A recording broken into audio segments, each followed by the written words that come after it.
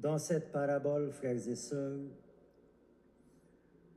le pharisien et le publicain disent tous les deux la vérité devant Dieu. Le pharisien affirme qu'il jeûne et donne la dîme. Le publicain affirme qu'il est un pécheur notoire.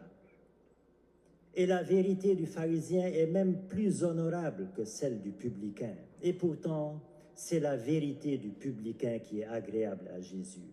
Pourquoi? Eh bien, parce que la vérité du pharisien est tournée vers lui-même, une vérité orgueilleuse, alors que la vérité du publicain est tournée vers Dieu, une vérité humble qui touche le cœur de Dieu.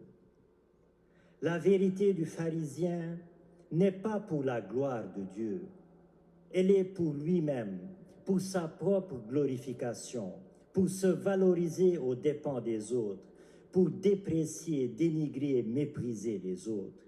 Et cette vérité diffamatoire n'est jamais agréable à Dieu, quand bien même elle est une vérité. Frères et sœurs, une vérité ou une bonne action ne sont authentiquement vraies et bonnes que lorsqu'elles sont dépouillées de toute forme d'orgueil, de diffamation ou de vaine gloire. Quand le venin de l'orgueil s'immisce dans une vérité ou dans une bonne action, il transforme leur beauté en laideur et leur bonté en méchanceté.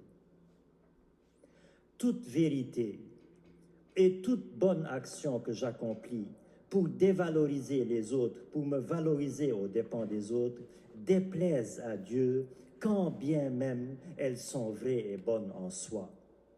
Car le malin désir de vouloir rabaisser les autres, dévaloriser les autres, empoisonne même la vérité et la bonne action.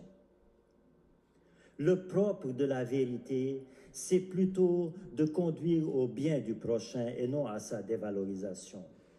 Le propre de la vérité, eh bien, c'est d'édifier, c'est d'élever le prochain et non pas le rabaisser.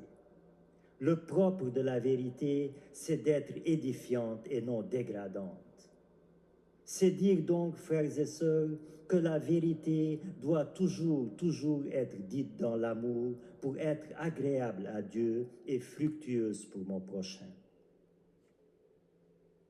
Voyez, les deux vérités, du pharisien et du publicain, ont eu un écho diamétralement opposé dans le cœur de Jésus.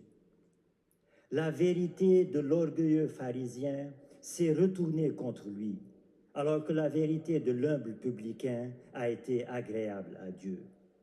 Car Dieu sonde les cœurs et non les apparences. Et toute vérité enrobée d'orgueil devient une vérité diabolique, car elle blesse Dieu et le prochain. Alors, frères et sœurs, à nous d'en tirer une sage leçon. Et demandons au Seigneur Jésus-Christ, demandons à Jésus Eucharistie, que nous allons adorer durant 24 heures consécutivement après cette messe, demandons-lui, lui qui est la vérité incarnée. Demandons que toute vérité qui sorte de nos bouches soit une vérité non pas pour blesser et rabaisser mon frère et ma sœur, mais plutôt pour les élever, pour la gloire de Dieu et pour le salut du prochain. Amen.